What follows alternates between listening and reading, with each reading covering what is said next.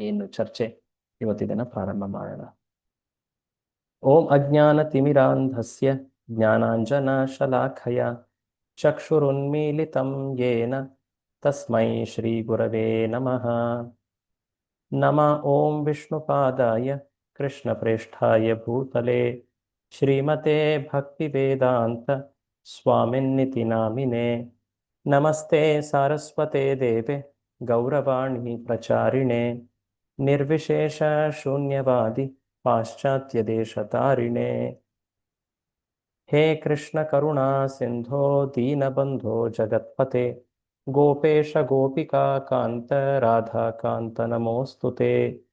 ಜಯ ಶ್ರೀ ಕೃಷ್ಣ ಚೈತನ್ಯ ಪ್ರಭು ನಿತ್ಯಾನಂದ ಶ್ರೀ ಅದ್ವೈತ ಗದಾಧರ ಶ್ರೀವಾಸಾದಿ ಗೌರಭಕ್ತವೃಂದ.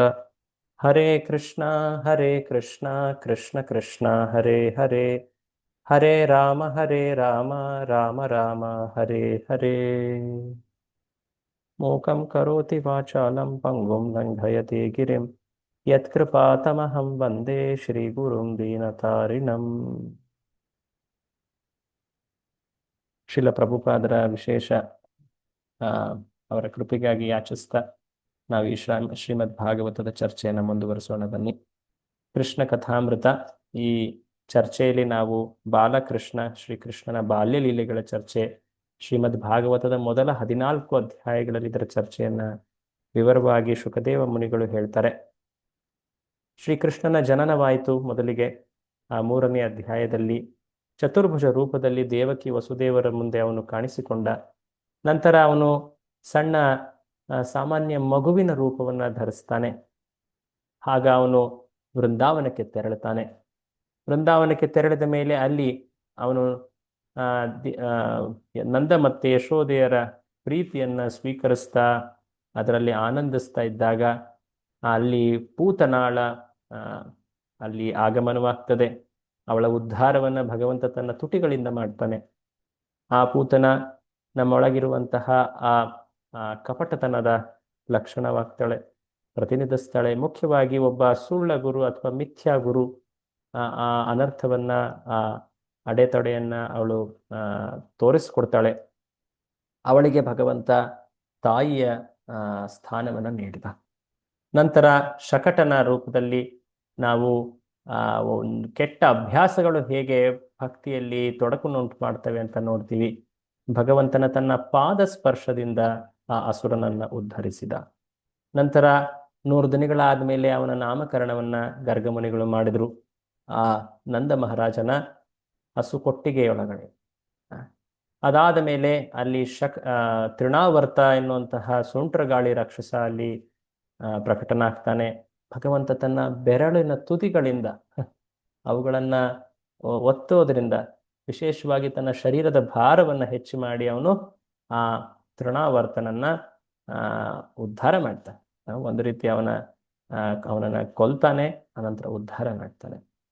ಇದು ನಮಗೆ ಆ ಅನರ್ಥವಾದಂತಹ ಜ್ಞಾನದ ಕಾರಣದಿಂದ ಏನು ವ್ಯಕ್ತಿಯಲ್ಲಿ ದುರಹಂಕಾರ ಮೂಡುತ್ತೆ ಅದನ್ನ ಈ ಅಸುರ ತೋರಿಸ್ತಾನೆ. ಭಗವಂತ ಅವನಿಗೆ ಬ್ರಹ್ಮ ಮುಕ್ತಿಯನ್ನ, ಬ್ರಹ್ಮ ನಿರ್ವಾಣವನ್ನ ಪ್ರದಾನ ಮಾಡ್ದ. ಇದಾದ ಮೇಲೆ ನಾವು ನೋಡ್ತಾ ಇದ್ವಿ, ಆ ತುಂಟ ಕೃಷ್ಣ ತೆವಳ್ತಾ ಇದ್ದಾನೆ. ಮೆಲ್ಲಗೆ ಅವನು ಅಂಬೆಗಾಲಿಡ್ತಾ ಇದ್ದಾನೆ, ನಡಿಲಿಕ್ಕೆ ಪ್ರಾರಂಭ ಮಾಡ್ತಾ ಇದ್ದಾನೆ. ಹೇಗೆ ಅವನು ಆ ಕೊಟ್ಟಿಗೆಗಳಲ್ಲಿ ಗೋಪಿಕಾ ಸ್ತ್ರೀಯರ ಅವರ ನಿತ್ಯ ಕಾರ್ಯಗಳಲ್ಲಿ ಯಶೋದೆಯಂತ ಅವರನ್ನ ಹೋಗಿ ಸ್ಪರ್ಶಿಸ್ತಾ ಇದ್ದಾನೆ, ತಬ್ಬಿಬ್ಬಾಗ್ತಾನೆ ಯಶೋದೆಯನ್ನ ಕಾಣದೆ. ಗೋಪಿಕಾ ಸ್ತ್ರೀಯರೆಲ್ಲರೂ ಕೂಡ ಆ ತುಂಟ ಕೃಷ್ಣನ ಅವನ ಒಂದು ರೀತಿಯ ಮುಗ್ಧತೆ, ಒಂದು ರೀತಿಯ ಅಜ್ಞಾನ ಅಂತನೂ ಹೇಳಬಹುದು. ಪೂರ್ಣ ಪುರುಷೋತ್ತಮ ಚಿದಾನಂದ ಸ್ವರೂಪನಾದವನು ಇಲ್ಲಿ ಒಂದು ರೀತಿಯ ಮುಗ್ಧ, ಅಶಕ್ತ, ಅಜ್ಞಾನವನ್ನು ತೋರಿಸ್ತಾ ಇದ್ದಾನೆ. ಆ ಮುಗ್ಧತೆ ಎಲ್ಲರನ್ನು ಆಕರ್ಷಿಸ್ತಾ ಇದೆ. ಅದು ತನ್ನ ಭಕ್ತರಿಗೆ ಆನಂದವನ್ನು ನೀಡ್ತಾ ಇದೆ. ಇದೇ ಭಗವಂತನ ಉದ್ದೇಶ. ಭಗವಂತ ಈ ಲೀಲೆಗಳ ಮೂಲಕ ತನ್ನ ಭಕ್ತರಿಗೆ ಆನಂದವನ್ನು ನೀಡಲಿಕ್ಕೆ ಅವನ ಉದ್ದೇಶ ಇಟ್ಕೊಂಡು ಅವನು ಈ ಲೀಲೆಗಳನ್ನು ಮಾಡ್ತಾ ಇದ್ದಾನೆ. ಅವನ ಭಕ್ತರ ಆನಂದವೇ ಅವನ ಪರಮಾನಂದ. ಹೀಗೆ ಬೆಳೀತಾ ಬೆಳೀತಾ ಆಗ ಅಲ್ಲಿ ಅನೇಕ ತುಂಟ ಲೀಲೆಗಳು, ವಿಶೇಷವಾಗಿ ಬೆಣ್ಣೆಯನ್ನ ಕದಿಯುವಂತಹ ಲೀಲೆಗಳು, ಆ ಲೀಲೆಗಳನ್ನ ಮನಸ್ಸಿನಲ್ಲಿ ಎಷ್ಟು ಪ್ರೀತಿಸ್ತಾ ಇದ್ದಾರೆ. ಆ, ಭಗವಂತನ ಸುಂದರ ರೂಪ, ಅವನ ಮುಗುಳ್ನಗೆ, ಅವನ ನೋಟ, ಅವನ ವಾಕ್ಚಾತುರ್ಯ, ಅವನ ಕಾರ್ಯವೈಖರಿ ಎಲ್ಲವನ್ನ ನೋಡಿ ಆ, ಎಲ್ಲ ಈ ಗೋಪಿಕಾ ಸ್ತ್ರೀಯರು ಹೊರರೂಪದಲ್ಲಿ ದೂರು ನೀಡ್ತಾ ಇದ್ರು ಕೂಡ ಅವರು ಒಂದು ರೀತಿ ಸ್ತುತಿ ಮಾಡ್ತಾ ಇದ್ದಾರೆ. ಇದು ಒಂದು ಪ್ರೀತಿಯ ವಿಶೇಷವಾದಂತಹ ಲಕ್ಷಣ. ತೆಗಳಿಕೆಯ ಮೂಲಕ ವ್ಯಕ್ತಿಯ ಸ್ತುತಿಯನ್ನ ಮಾಡುವಂಥದ್ದು. ಹೊರರೂಪದಲ್ಲಿ ನೀವು ತೆಗಳ್ತಾ ಇದ್ದೀರಾ, ಆದರೆ ಅದು ಪರೋಕ್ಷ ರೂಪದಲ್ಲಿ ಅದು ಸ್ತುತಿಯೇ. ಸೊ ಹೀಗೆ ಕೃಷ್ಣನನ್ನ ಒಂದು ರೀತಿ ತೆಗಳ್ತಾ ಇದ್ದಾರೆ. ಅವನು ಎಷ್ಟು ಏನೋ ಚೂಟಿ, ಅವನು ಎಷ್ಟು ತುಂಟ, ಅವನು ಎಷ್ಟು ಸುಳ್ಳು ಹೇಳ್ತಾನೆ, ಅವನು ಎಷ್ಟು ಏನೋ ಒಂದು ರೀತಿಯಾಗಿ ಮಾಟಗಾರ ಅವನು, ಮನಮೋಹಕ ಅವನು, ಹೇಗೆಲ್ಲ ಕಾರ್ಯ ಮಾಡ್ತಾನೆ, ಬೇರೆಯವ್ರನ್ನ ಏನೋ ನೋವಿನಲ್ಲಿ ಇಡ್ತಾನೆ, ಮಕ್ಕಳಿಗೆ ಚಿವುಟ್ತಾನೆ, ಅಲ್ಲೆಲ್ಲ ಬೆಣ್ಣೆಯನ್ನೆಲ್ಲ ಹಾಳು ಮಾಡ್ತಾನೆ, ಕೋತಿಗಳಿಗೆ ತಿನ್ನಿಸ್ತಾನೆ, ಹೀಗೆಲ್ಲ ಅವ್ರು ಹೇಳ್ತಾ ಇದ್ರು ಕೂಡ ಅವನ ಗುಣಗಳನ್ನ ಹೃತ್ಪೂರ್ವಕವಾಗಿ ಹೊಗಳ್ತಾ ಇದ್ದಾರೆ. ಸೊ ಭಗವಂತ ಈ ಗೋಪಿಕೆಯರ ತೆಗಳಿಕೆಯಿಂದ ಅತಿ ಸಂತುಷ್ಟನಾದ. ಭಕ್ತರು ಭಗವಂತನ ಸ್ತುತಿ ಮಾಡಿ ಅವನನ್ನ ಸಂತುಷ್ಟಿಪಡಿಸ್ಲಿಕ್ಕೆ ಪ್ರಯತ್ನ ಮಾಡ್ತಾರೆ. ಸಾಧಕ ಭಕ್ತರಾದಂತಹ ಅನೇಕರು ನಾವು ಪ್ರಯತ್ನ ಮಾಡ್ತಾ ಇದ್ದೀವಿ ಎಲ್ಲರೂ ಕೂಡ ಇಲ್ಲಿ. ಆದರೆ ಈ ನಿತ್ಯ ಪ್ರೇಮಿ ಭಕ್ತರಾದಂತಹ ಬೃಂದಾವನದ ಭಕ್ತರು ಭಗವಂತನ ತೆಗಳಿಕೆಯಿಂದ ಅವರು ಸಂತುಷ್ಟಪಡಿಸ್ತಾರೆ. ಯಾಕೆಂದ್ರೆ ಅವರ ತೆಗಳಿಕೆ ಅದು ಅವನ ಮೇಲಿರುವಂತಹ ದ್ವೇಷದ ಕಾರಣದಿಂದ ಅಲ್ಲ, ಅಸೂಯೆ ಕಾರಣದಿಂದ ಅಲ್ಲ, ಅದು ಪ್ರೇಮದ ಕಾರಣದಿಂದ ಮಾತ್ರ. ಇದನ್ನ ಮಾಧುರ್ಯ ರಸದಲ್ಲಿ ಇನ್ನಷ್ಟು ಹೆಚ್ಚಾಗಿ ಸ್ಪಷ್ಟವಾಗಿ ನಿಖರವಾಗಿ ಕಾಣ್ತೀವಿ. ಸೊ ಹೀಗೆ ಅವರು ಮನೆಗೆ ಬಂದು ಸಾಕಷ್ಟು ದೂರುಗಳನ್ನ ಹೇಳ್ತಾ ಇದ್ರು. ಅಲ್ಲಿವರೆಗೆ ಒಂದು ರೀತಿ ಯಶೋದೆ ಯೋಚನೆ ಮಾಡ್ತಾ ಇದ್ಲು, ನನ್ನ ಮಗ ಬೆಳೀತಾ ಇದ್ದಾನೆ, ಬುದ್ಧಿವಂತನಾಗ್ತಾ ಇದ್ದಾನೆ, ಚಾಣಾಕ್ಷನಾಗ್ತಾ ಇದ್ದಾನೆ, ಬೆಣ್ಣೆ ತಿಂತಾನೆ, ಓಕೆ. ಬಟ್ ಯಾವಾಗ ಬಲರಾಮ ಅಮ್ಮ ತಮ್ಮ ಮಣ್ಣು ತಿಂದ ಇವತ್ತು ಅಂತ ಹೇಳ್ತಾರೋ, ಆಗ ತಕ್ಷಣವೇ ಯಶೋದೆ ಒಂದು ರೀತಿ ಜಾಗರೂಕಳಾಗಿ ತನ್ನ ಮಗನ ಸುರಕ್ಷೆಯ ಬಗ್ಗೆ ವಿಚಾರ ಮಾಡ್ತಾ ಬಾಯಿ ತೆಗೆದು ತೋರಿಸು ಅಂತ ಹೇಳ್ತಾಳೆ. ಆಗ ಆ ಬಾಲಕೃಷ್ಣ ಪೂರ್ತಿ ಅಸ್ತಿತ್ವವನ್ನೇ ತೋರಿಸ್ಬಿಟ್ಟ. ಬ್ರಹ್ಮಾಂಡವಷ್ಟೇ ಅಲ್ಲ, ಹೊರಗಿನ ಅನೇಕ ಬ್ರಹ್ಮಾಂಡಗಳಷ್ಟೇ ಅಲ್ಲ, ಪೂರ್ತಿ ಅಸ್ತಿತ್ವವನ್ನೇ ತೋರಿಸ್ಬಿಟ್ಟ. ಅದನ್ನ ಕಂಡು ಒಂದು ರೀತಿ ಹೊರ ರೂಪದಲ್ಲಿ ಏನೋ ಒಂದು ರೀತಿ ದಿಗ್ಭ್ರಮೆ, ಆದ್ರೆ ಅಂತಹ ದಿಗ್ಭ್ರಮೆ ಸ್ಥಿತಿಯಲ್ಲೂ ಕೂಡ ಅವಳು ಆ ಪರಮ ಪುರುಷನನ್ನ ತನ್ನ ಮಗನಂತೆಯೇ ಕಂಡಳು. ಇದು ಬಹಳ ವಿಶೇಷವಾದಂತಹ ಅವಳ ಪ್ರೀತಿಯ ಲಕ್ಷಣ. ಇದನ್ನ ನಾವು ಅನ್ಯ ನಿತ್ಯ ಮುಕ್ತ ಭಕ್ತರೊಡನೆ ಹೋಲಿಕೆ ಮಾಡಿ ನೋಡಿದ್ವಿ. ಇವು ಎಲ್ಲರೂ ಕೂಡ ಮಹಾನ್ ಭಕ್ತರೇ, ಆದರೂ ಅಂತಹ ಮಹಾನ್ ನಿತ್ಯ ಮುಕ್ತ ಭಕ್ತರಲ್ಲಿಯೂ ಕೂಡ ಶ್ರೇಣಿ ಇದೆ. ಚೈತನ್ಯ ಮಹಾಪ್ರಭುಗಳು ಇದನ್ನ ಚೈತನ್ಯ ಚರಿತಾಮೃತದಲ್ಲಿ ಸ್ಪಷ್ಟವಾಗಿ ಹೇಳ್ತಾರೆ. ಬೃಂದಾವನದ ಭಕ್ತರೇನಿದ್ದಾರೆ ಅವರು ಅತಿ ಶ್ರೇಷ್ಠ ಭಕ್ತರು. ಅದರಲ್ಲಿಯೂ ಕೂಡ ಆ ಮಾಧುರ್ಯ ರಸದಲ್ಲಿರುವಂತಹ ಗೋಪಿಕಾ ಸ್ತ್ರೀಯರು ಅವರು ಪರಮಶ್ರೇಷ್ಠ ಭಕ್ತರು. ಅದರ ವರ್ಣನೆ ಭಾಗವತದ ಮುಂದಿನ ಅಧ್ಯಾಯಗಳಲ್ಲಿ ಬರುತ್ತೆ. ಸೊ ಇಲ್ಲಿ ನಾವು ವಾತ್ಸಲ್ಯ ರಸದ ಚರ್ಚೆಯನ್ನ ಮಾಡ್ತಾ ಇರೋದ್ರಿಂದ ಈ ಚರ್ಚೆಯಲ್ಲಿ ಯಶೋದೆಯೇ ಶ್ರೇಷ್ಠ, ಪರಮಶ್ರೇಷ್ಠಳು. ಭಗವಂತನ ಐಶ್ವರ್ಯದ ಪ್ರದರ್ಶನವಾದರೂ ಕೂಡ ಅವಳ ಭಕ್ತಿಯ ಬಾಂಧವ್ಯ ಏನಿದೆ, ಮಗನಂತೆ ಕಾಣುವಂತಹ ದೃಷ್ಟಿ ಏನಿದೆ, ಅದರಲ್ಲಿ ಕಿಂಚಿತ್ತೂ ಕೂಡ ಕಡಿಮೆ ಆಗಲಿಲ್ಲ, ಲೋಪವಾಗಲಿಲ್ಲ, ಅಡೆತಡೆಯಾಗಲಿಲ್ಲ. ಬೇರೆ ಭಕ್ತರ ಚರ್ಚೆಯಲ್ಲಿ ನಾವು ನೋಡಿದ್ವಿ, ಅರ್ಜುನ ಭಗವಂತನ ವಿಶ್ವರೂಪದ ಐಶ್ವರ್ಯವನ್ನು ಕಂಡಾಗ ಒಂದು ರೀತಿಯಾಗಿ ಭ್ರಮಿತನಾದ. ದೇವಕಿ ಮತ್ತೆ ವಸುದೇವರು ಭಗವಂತನ ಚತುರ್ಭುಜವನ್ನ ರೂಪವನ್ನು ಕಂಡಾಗ ತಕ್ಷಣವೇ ಅವರು ಕೈ ಜೋಡಿಸಿ ಪ್ರಾರ್ಥಿಸಿದರು. ಆದರೆ ಯಶೋದೆಯಲ್ಲಿ ಇದು ನಾವು ಕಾಣೋದಿಲ್ಲ. ಇದು ಅವಳ ಅಜ್ಞಾನ ಅಥವಾ ಅವಳ ಹಠ ಅಲ್ಲ, ಇದು ಅವಳ ಸೇವಾ ಭಾವದ ಅತಿ ಗಹನವಾದಂತಹ ಗಂಭೀರವಾದಂತಹ ವಿಚಾರ ಇದು.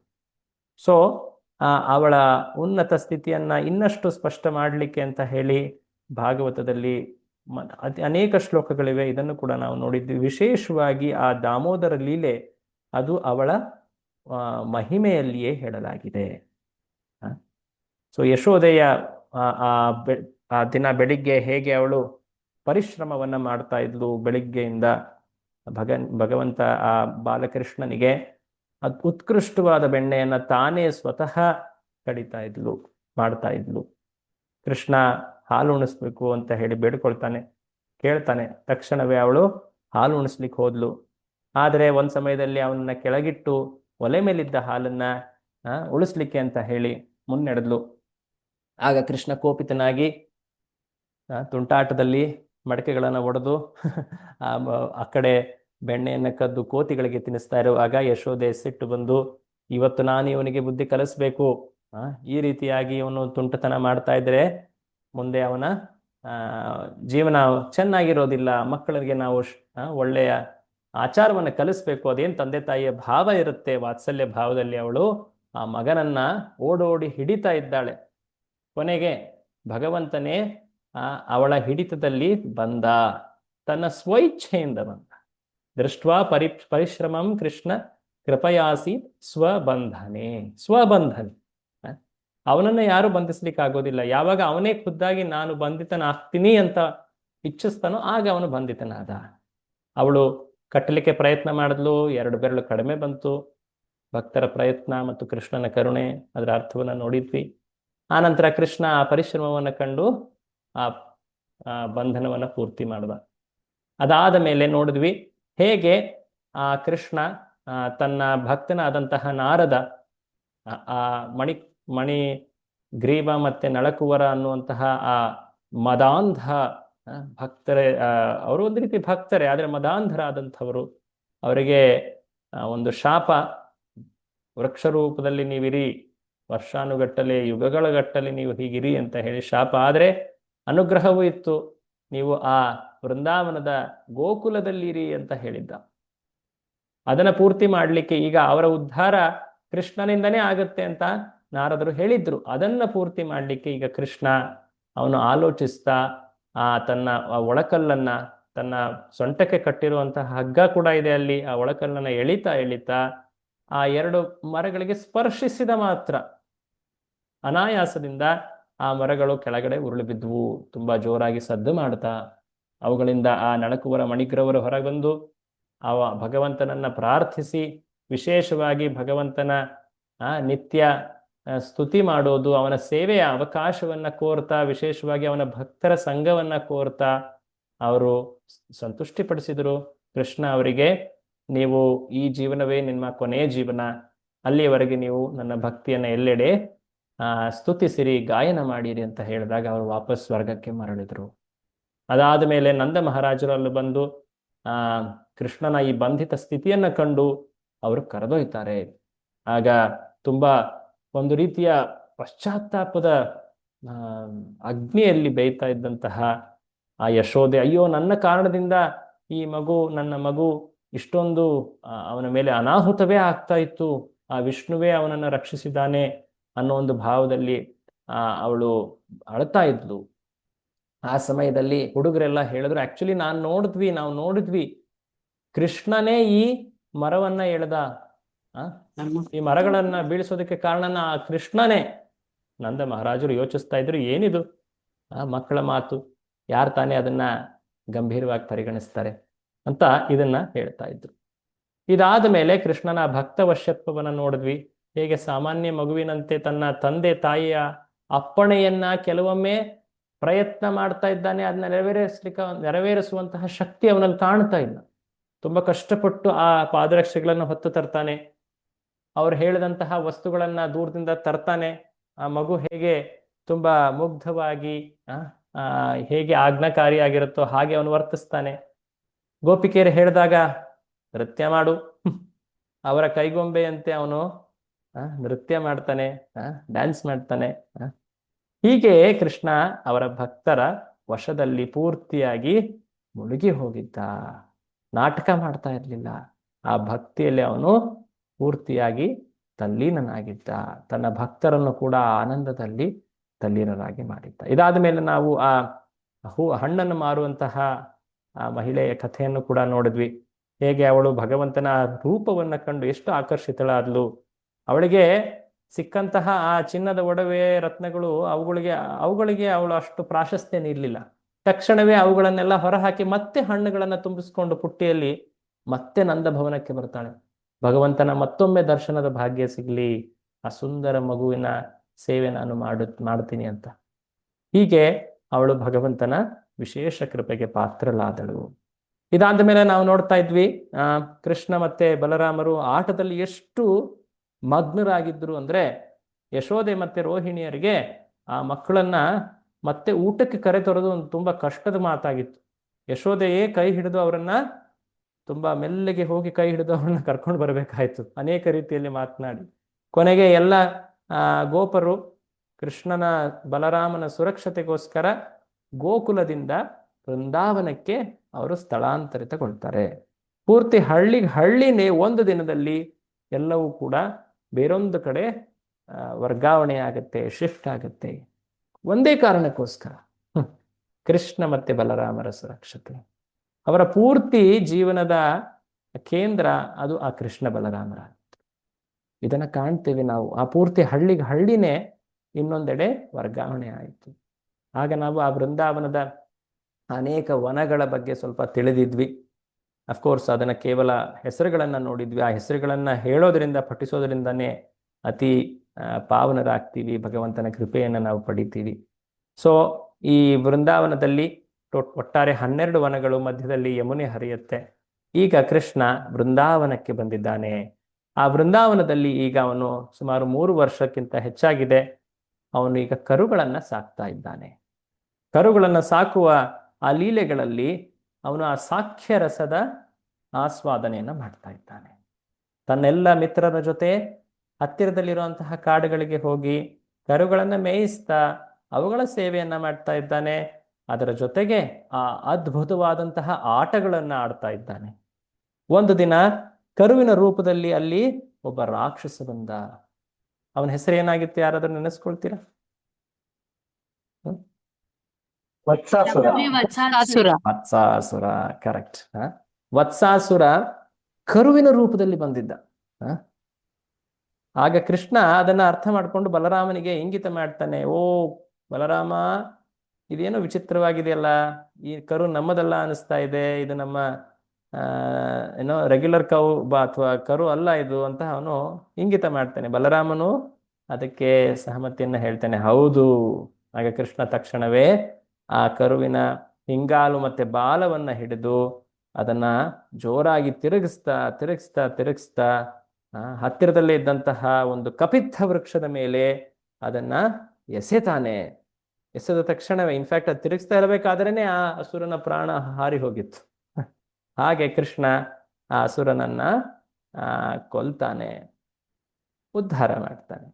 ಆ ರಾಕ್ಷಸನ ದೈತ್ಯ ರೂಪ ಆಗ ಎಲ್ಲರಿಗೂ ಕಾಣಸಿಗತ್ತೆ. ಎಲ್ಲರೂ ಅದನ್ನು ನೋಡ್ಬಿಟ್ಟು, ಓ ಕೃಷ್ಣ, ವಾ ವಾ ವಾ ವಾ, ತುಂಬಾ ಒಳ್ಳೆ ಕಾರ್ಯ ಮಾಡಿದೆ.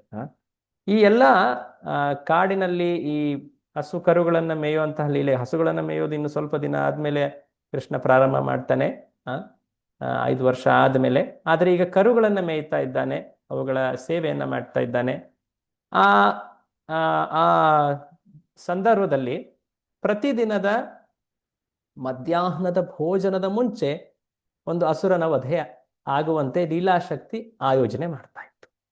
ಯಾಕೆಂದ್ರೆ ಆ ಲೀಲೆ ಆದ ಮೇಲೆ ಎಲ್ಲ ಗೋಪರಲ್ಲಿ ಹೆಚ್ಚು ಹಸಿವು ಮೂಡ್ತಾ ಇತ್ತು. ಆ ಹಸಿವನ್ನ ತಣಿಸ್ಲಿಕ್ಕೆ ಅಂತ ಕೃಷ್ಣ ಎಲ್ಲರೊಡನೆ ಅಲ್ಲಿ ಕೂತ್ಕೊಂಡು ವನಭೋಜನವನ್ನ ಮಾಡ್ತಾ ಇದ್ದ.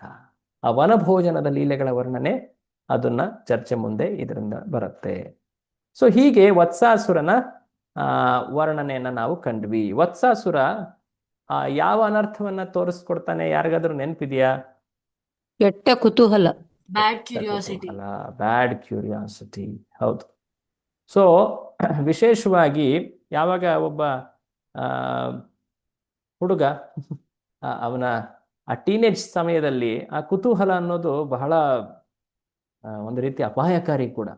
ಕುತೂಹಲದಿಂದ ವ್ಯಕ್ತಿ ಕೆಟ್ಟ ಅಭ್ಯಾಸಗಳಿಗೆ ಬಿದ್ದು ಬಿಡ್ತಾನೆ. ಕೆಟ್ಟ ಕಾರ್ಯದಲ್ಲಿ ತನಗೆ ಗೊತ್ತಿಲ್ದಂಗೆ ಅದರಲ್ಲಿ ಹೋಗಿ ಸಿಲುಕಿಕೊಂಡು ಬಿಡ್ತಾನೆ. ಅಂತಹ ಕೆಟ್ಟ ಹವ್ಯಾಸಗಳಿಂದ, ಕೆಟ್ಟ ಕುತೂಹಲದಿಂದ ಜಾಗೃತ ಆಗಿರಬೇಕು, ಜಾಗರೂಕರಾಗಿರಬೇಕು ಅನ್ನೋದು ಇಲ್ಲಿ ಪಾಠ. ಅದನ್ನ ಭಕ್ತಿ ವಿನೋದ್ ಠಾಕೂರರು ಕೃಷ್ಣ ಸಂಹಿತೆಯಲ್ಲಿ ಹೇಳ್ತಾರೆ. ಇದಾದ ಮೇಲೆ ಕೆಲವು ದಿನಗಳಾದ್ಮೇಲೆ ಇನ್ನೊಬ್ಬ ಅಸುರನ ಆಕ್ರಮಣ ಅಥವಾ ಅವನ ಅಲ್ಲಿ ಕೃಷ್ಣನನ್ನ ಕೊಲ್ಲಲಿಕ್ಕೆ ಅಂತ ಬರ್ತಾನೆ. ಅವನ ಹೆಸರೇ ಬಕಾಸುರ. ಬಕ ಬಕ ಬಕ ಅಂದ್ರೆ ಏನು? ಯಾರಾದ್ರೂ ಕೇಳಿದಿರಾ? ಬಾತುಕೋಳಿ. ಕೊಕ್ರೆ ಕೊಕ್ರೆ, ಎಸ್. ಬಕ, ಹಂಸ ಮಧ್ಯೆ ಬಕೋ ಯಥ ಅಂತ ಒಂದು ಸಂಸ್ಕೃತದಲ್ಲಿ ಮಾತಿದೆ. ಹಂಸದ ಮಧ್ಯೆ ಕೊಕ್ಕರೆ ಇದ್ದಂತೆ ಅಂದ್ರೆ ಏನು? ನೋಡ್ಲಿಕ್ಕೆ ಕೊಕ್ಕರೆ ಕೂಡ ಬಿಳಿ ಕಾಣುತ್ತೆ, ಆದ್ರೆ ಹಂಸ ಬಹಳ ಸೌಮ್ಯ, ಒಳ್ಳೆ ಗುಣದ್ದು. ಆದ್ರೆ ಕೊಕ್ಕರೆ ಅದು ಸ್ವಲ್ಪ ಕಪಟ ಅದರದ್ದು. ಒಂಟಿ ಕಾಲಲ್ಲಿ ಬಹಳ ದೀರ್ಘ ಸಮಯದವರೆಗೆ ನೋಡ್ತಾ ನಿಂತಿರುತ್ತೆ. ಯಾವಾಗ ಮೀನ್ ಹತ್ರ ಬರೋದು ತಕ್ಷಣವೇ ತನ್ನ ಕೊಕ್ಕಿನಿಂದ ಛಕ್ ಅಂತ ಹೇಳಿ ಮೀನನ್ನ ಹಿಡಿದು ಬಿಡುತ್ತೆ. ವಿಶೇಷವಾಗಿ ಅದರ ಕೊಕ್ಕನ್ನ ವರ್ಣನೆ ಮಾಡಲಾಗತ್ತೆ.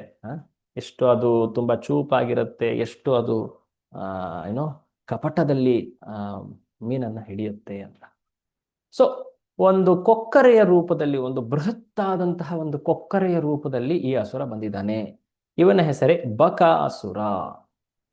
ಸೊ ಎಲ್ಲ ಗೋಪಾ ಬಾಲಕರು ಸರೋವರದ ಬಳಿ ಅಲ್ಲಿ ನಿಂತ್ಕೊಂಡು ಆಟ ಆಡ್ತಾ ಇದ್ದಾರೆ.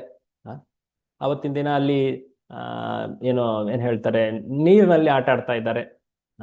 ಆ ನೀರಿನಲ್ಲಿ ಆಟ ಆಡ್ತಾ ಒಂದು ಸಮಯದಲ್ಲಿ ಅಲ್ಲಿ ನೋಡ್ತಾರೆ, ಪಕ್ಕದಲ್ಲಿ ಆ ಸರೋವರದ ಬಳಿ ನೀರು ಕುಡಿತಾ ಇದ್ರು. ಆಕ್ಚುಲಿ ತಮ್ಮ ಆ ಕರುಗಳೆಲ್ಲವೂ ನೀರು ಕುಡಿತಾ ಇದ್ವು. ಆದ್ರೆ ಹತ್ತಿರದಲ್ಲಿ ನೋಡ್ತಾರೆ, ಅಲ್ಲೊಂದು ದೊಡ್ಡ ದೈತ್ಯಾಕಾರ, ಒಂದು ದೊಡ್ಡ ಪರ್ವತವೇ, ಅದು ಪರ್ವತದ ಶಿಖರವೇ ಅಲ್ಲಿ ಬಿದ್ದಿರೋ ಹಾಗಿದೆ. ಅಂದ್ರೆ ಏನು, ಅದು ನೋಡ್ಲಿಕ್ಕೆ ತುಂಬಾ ದೊಡ್ಡದಾಗಿ ಕಾಣ್ತಾ ಇದೆ. ಸಿಡ್ಲು ಬಿದ್ದು ಪರ್ವತನೇ ಮುರಿದು ಹೋಗಿ ಅದರ ಮೇಲಿನ ಭಾಗ ಅಲ್ಲಿ ಬಿದ್ದ್ಬಿಟ್ಟಿದೆಯೇನೋ ಆ ರೀತಿಯಾಗಿ ಕಾಣ್ತಾ ಇದೆ. ಎಲ್ರು ಅದನ್ನ ನೋಡ್ಬಿಟ್ಟು ಹೆದರಿ ಬಿಡ್ತಾರೆ, ಅಯ್ಯೋ ಏನಿದು ಅಂತ. ಆಗ ಗೊತ್ತಾಗುತ್ತೆ, ಇದು ಪರ್ವತದ ಭಾಗ ಅಲ್ಲ, ಅದು ಯಾರು? ಬಕಾಸುರ. ಅಂದ್ರೆ ಅವನ ಶರೀರ ಅಷ್ಟು ದೊಡ್ಡದಾಗಿತ್ತು ಅಂತ. ಈ ಬಕಾಸುರ ಆ ಪೂತನಾಳ ಸಹೋದರ. ಇವರು ಅಣ್ಣ ತಂಗಿಯರು, ಅಣ್ಣ ತಮ್ಮ ತಂಗಿ. ಬಕ, ಅಗಹ, ಪೂತನ, ಈ 3 ಜನ ಒಳ್ಳೆ ಏನ್ ಹೇಳ್ತಾರೆ, ಸಹೋದರಿಯರು. 3 ಜನರು ಉದ್ಧಾರನ ಕೂಡ ಕೃಷ್ಣನೇ ಮಾಡ್ತಾನೆ. ಕೃಷ್ಣ ಲೀಲೆಯಲ್ಲಿ ಅವರೆಲ್ಲರೂ ಕೂಡ ಒಂದಲ್ಲ ಒಂದು ರೀತಿಯಲ್ಲಿ ಬಂದು ಕೃಷ್ಣನ ಕೃಪೆಯನ್ನ ಪಡೀತಾರೆ.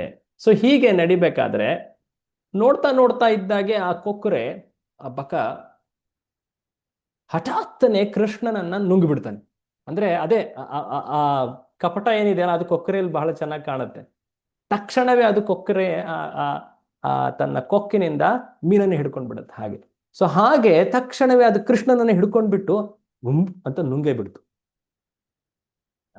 ಎಲ್ರು ನೋಡ್ತಾ ಇದ್ದಾಗ, ಅರೆ ಕೃಷ್ಣ ನುಂಗ್ಬಿಡ್ತಾ, ಅದು ಕಾಣ್ತಾ ಇಲ್ಲ ಕೃಷ್ಣ.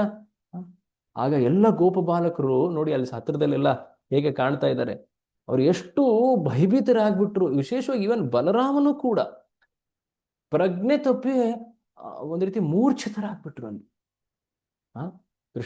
ಕೃಷ್ಣ ವಿಶೇಷವಾಗಿ, ಅಯ್ಯೋ ನನ್ನ ಮಿತ್ರರೆಲ್ಲ ಈ ರೀತಿ ಪರಿಸ್ಥಿತಿಯಲ್ಲಿ ಬಂದ್ಬಿಟ್ಟಿದಾರಲ್ಲ ಅಂತ ಹೇಳಿ ಅವನು ತಕ್ಷಣವೇ ಅವರ ದುಃಖವನ್ನ ದೂರ ಮಾಡ್ಲಿಕ್ಕೆ, ಕೃಷ್ಣ ಲೀಲೆಯಲ್ಲಿ ದುಃಖ ದೂರ ಮಾಡೋದಂದ್ರೆ ಅಥವಾ ಪಾಪ ನಿವಾರಣೆ ಅಥವಾ ಶುದ್ಧಿ ಮಾಡೋದ್ರ ಅರ್ಥ ಭಗವಂತನ ಏನು ಅಗಲಿಕೆ ಇದೆಯಲ್ಲ ಅದನ್ನ ದೂರ ಮಾಡೋದು. ಭಗವಂತನ ಅಗಲಿಕೆಯೇ ಅತಿ ದೊಡ್ಡ ನೋವು, ಅತಿ ದೊಡ್ಡ ಕಷ್ಟ.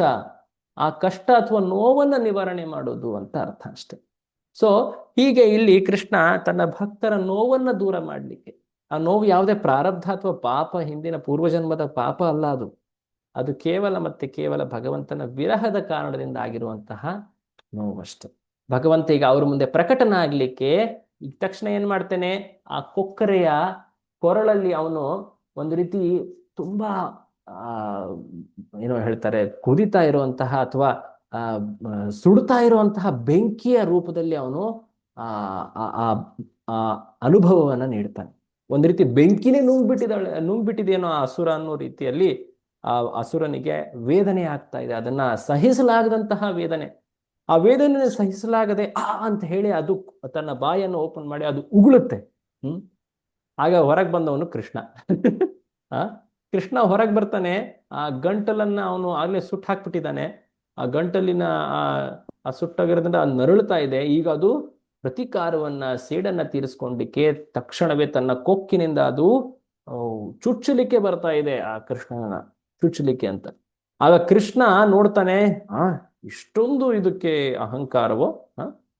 ತಕ್ಷಣವೇ ಏನ್ ಮಾಡ್ತಾನೆ, ಆ ಕೊಕ್ಕನ್ನ ಅವನು ಎರಡು ಕೈಯಲ್ಲಿ ಹಿಡಿದ್ಬಿಟ್ಟು, ಒಂದು ಕೈಲಿ ಮೇಲಿಂದ ಕೆಳಗಡೆಯಿಂದ, ಹೇಗೆ ಮಕ್ಕಳು ಆಟ ಆಡ್ಬೇಕಾದ್ರೆ ಒಂದು ಹುಲ್ಲನ್ನು ಹಿಡಿದು ಹಿಂಗೆ ಹಿಡಿದು ಇದು ಮಾಡ್ತಾರೋ, ಆಟ ಆಡ್ಬೇಕಾದ್ರೆ ಹುಲ್ಲು ಹಿಂಗೆ ಹಿಡಿದು ಹಿಂಗೆ ಹರಿಯೋದು, ಆ ರೀತಿ ಹುಲ್ಲನ್ನ ಸೀಳೋ ರೀತಿ ಅವ್ರು ಏನ್ ಮಾಡ್ತಾರೋ ಆಟ ಆಡ್ತಾ, ಹಾಗೆ ಕೃಷ್ಣ ಈ ಕೊಕ್ಕರೆಯ ಬಾಯನ್ನು ಹಿಡಿದ್ಬಿಟ್ಟು ಜೋರಾಗಿ ಎಳೆದ್ಬಿಟ್ಟು ಆ ಆ ಕೊಕ್ಕನ್ನೇ ಒಂದು ರೀತಿಯಾಗಿ ಮುರಿದ ಆ ಅಸುರನ ವಧೆಯನ್ನ ಮಾಡ್ದ. ಕೊಕ್ಕಿನಿಂದ ಅವನು ದಾಳಿ ಮಾಡ್ತಾ ಇದ್ದ. ಕೊಕ್ಕಿನ ಮೇಲೆ ಅವನಿಗೆ ಜಾಸ್ತಿ ಪ್ರತಿಷ್ಠೆ ಅಥವಾ ಅಹಂಕಾರ ಇತ್ತು. ಕೃಷ್ಣ ಆ ಕೊಕ್ಕನ್ನೇ ಮುರಿದು ಬಿಟ್ಟ. ಸೊ ಹೀಗೆ ಕೃಷ್ಣ ಆ ರಾಕ್ಷಸನನ್ನ ಒಂದು ರೀತಿಯಾಗಿ ಸೆರೆ ಹಿಡಿದು ನಂತರ ಕೊಂದನು ಅಥವಾ ಉದ್ಧಾರ ಮಾಡಿದನು. ಎಲ್ಲ ಗೋಪ ಬಾಲಕರು ವಾ ವಾ ಕೃಷ್ಣ, ಶಭಾಷ್ ಶಭಾಷ್, ಒಳ್ಳೆ ಸಾಮರ್ಥ್ಯ ಅಥವಾ ಶಕ್ತಿ ಇದೆ ನಿನ್ನಲ್ಲಿ, ಒಪ್ತೀವಿ. ಏನಂದ್ರು ನೀವು ನನ್ನ ಸ್ನೇಹಿತರಲ್ವೇ, ನಾವು ನಿನಗೆ ಯಾವಾಗ್ಲೂ ಕಸರತ್ ಮಾಡಿಸೋದು, ಆಟ ಆಡಿಸೋದು, ಹಾಗಾಗಿ ಇಷ್ಟೆಲ್ಲ ಶಕ್ತಿ ನಿನಗೆ, ಒಳ್ಳೇದು, ಬೆಳೀತಾ ಇದೆಯಾ ಅಂತ ಅವರು ಒಂದು ರೀತಿ ಆ ಸಾಖ್ಯ ಭಾವದಲ್ಲಿ ಹೇಳ್ತಾ ಇದ್ದಾರೆ.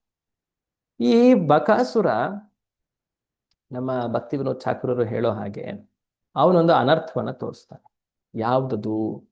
ಆ ಕಪಟ ಪ್ರವೃತ್ತಿ, ಮೋಸ ಮಾಡುವ ಪ್ರವೃತ್ತಿ, ಅದನ್ನ ಇವನು ಪ್ರತಿನಿಧಿಸ್ತಾನೆ. ಪ್ರತಿಯೊಂದು ಸಂಸಾರದಲ್ಲಿರುವಂತ ಪ್ರತಿಯೊಬ್ಬ ಬದ್ಧಾತ್ಮನಿಗೂ ಕೂಡ ಮೋಸ ಮಾಡೋ ಪ್ರವೃತ್ತಿ ಇರುತ್ತೆ. ಯಾವಾಗ ಒಂದು ಉತ್ತಮ ಸಂಘ, ಸಜ್ಜನರ ಸಂಘ ಸಿಗುತ್ತೋ ಆಗ ಆ ಮೋಸ, ಆ ದುಷ್ಟತನ, ಕಪಟತೆಯಿಂದ ವ್ಯಕ್ತಿ ಶುದ್ಧನಾಗ್ತಾ ಸತ್ಯವಂತನಾಗ್ತಾನೆ. ಹಾಗಾಗಿ ನಾವು ಪ್ರಾಮಾಣಿಕರಾಗ್ಲಿಕ್ಕೆ ಸಜ್ಜನರ ಸಂಘವನ್ನ ಮಾಡಬೇಕು, ಸದ್ಭಕ್ತರ ಸಂಘವನ್ನ ಮಾಡಬೇಕು. ಆಗ ನಾವು ಈ ದುಷ್ಟ ಗುಣಗಳಿಂದ ಮೇಲೆ ಇರ್ಲಿಕ್ಕೆ ಸಾಧ್ಯ, ಈ ಮೋಸ ಮಾಡೋ ಪ್ರವೃತ್ತಿಯಿಂದ ಮೇಲೆ ಇರ್ಲಿಕ್ಕೆ ಸಾಧ್ಯ. ಇದನ್ನ ಆಚಾರ್ಯರು ವರ್ಣಿಸ್ತಾರೆ.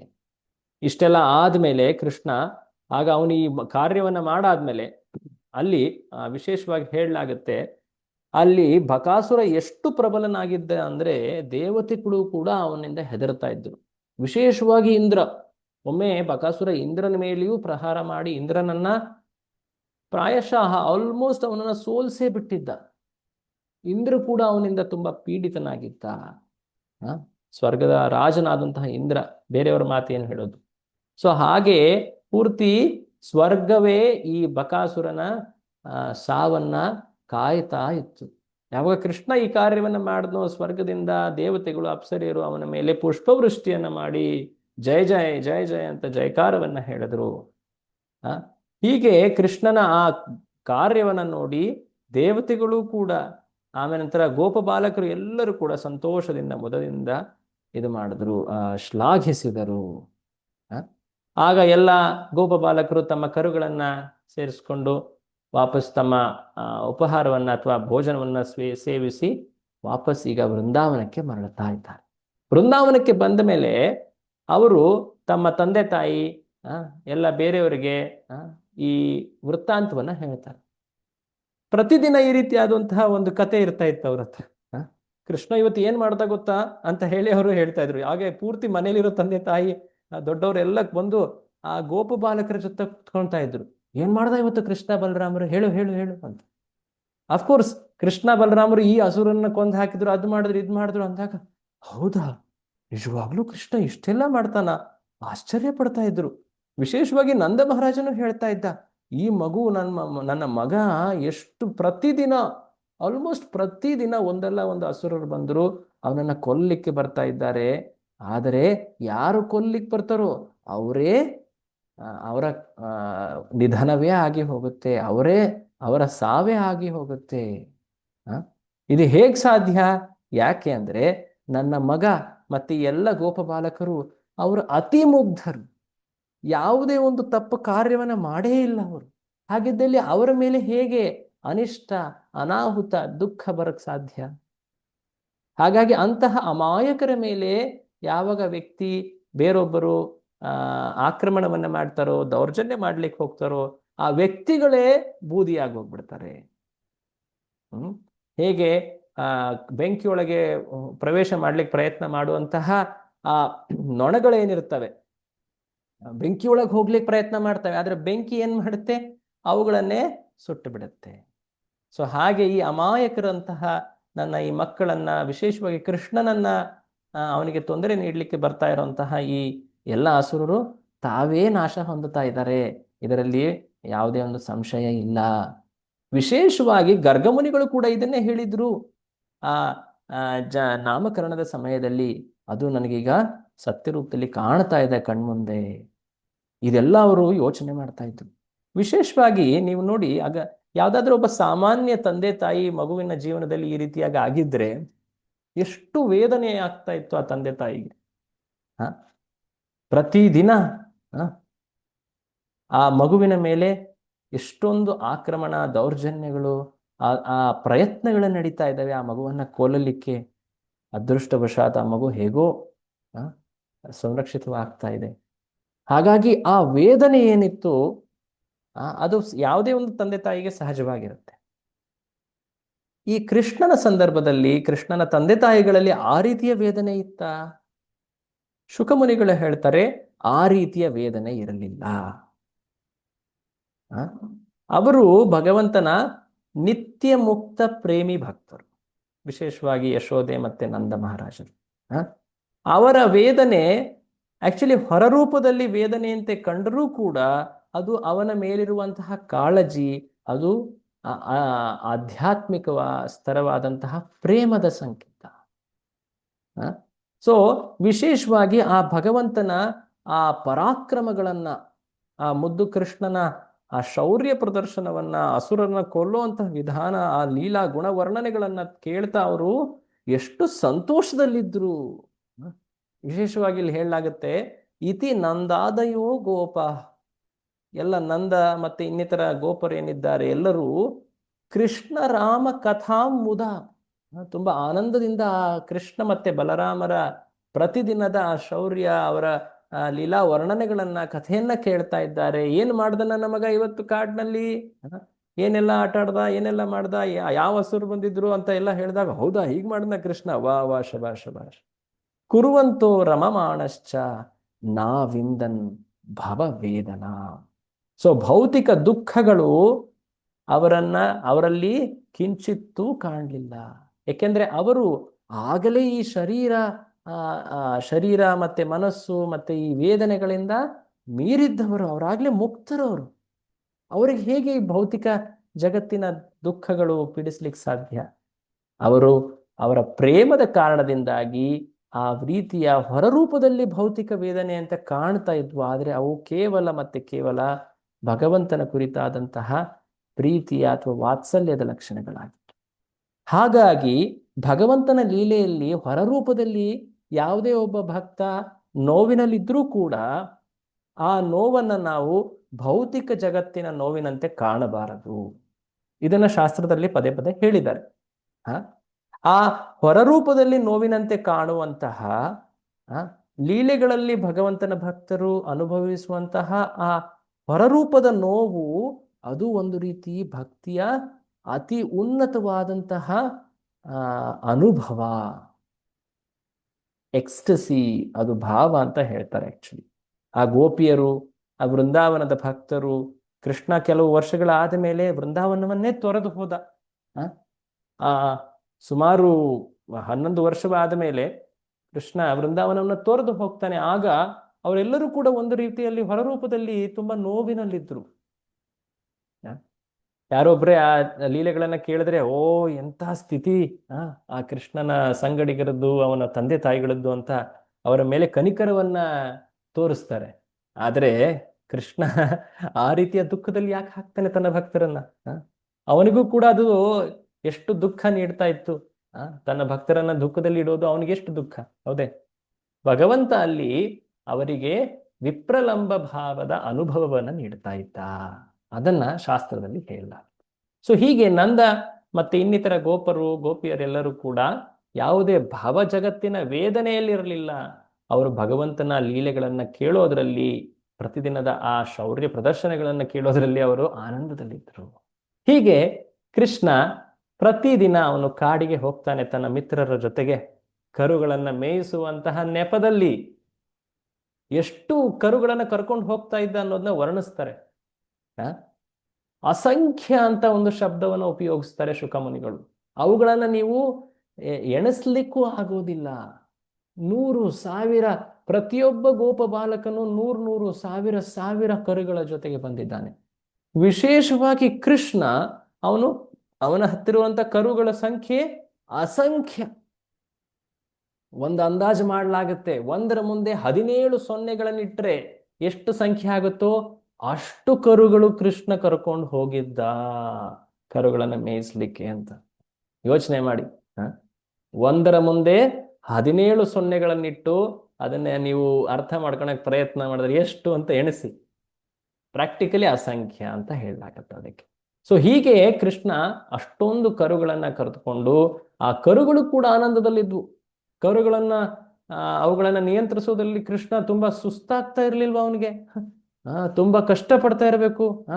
ಹಸು ಕರುಗಳನ್ನ ಕಾಯೋದು, ಅವುಗಳನ್ನ ಮೇಯಿಸೋದು ಅದೇನು ಸಾಮಾನ್ಯವೇ ಅಂತ ಎಷ್ಟು ಕಷ್ಟದಲ್ಲಿ ಕೃಷ್ಣನ ಬಾಲ್ಯ ನಡೆದಿರ್ಬೇಕು. ಅಷ್ಟೊಂದು ಕರುಗಳನ್ನ ಹಸುಗಳನ್ನ ಮೇಯಿಸಕ್ಕೆ ಅವ್ರ ತಂದೆ ತಾಯಿ ಕಳಿಸ್ತಾ ಇದ್ರು ಅಂತ ಹೇಳಿ ಕೃಷ್ಣನ ಮೇಲೆ ದಯ ಪಡಬೇಡಿ. ಕೃಷ್ಣ ಒಂದು ರೀತಿ ಆನಂದದಲ್ಲಿ ಹೋಗಿದ್ದ.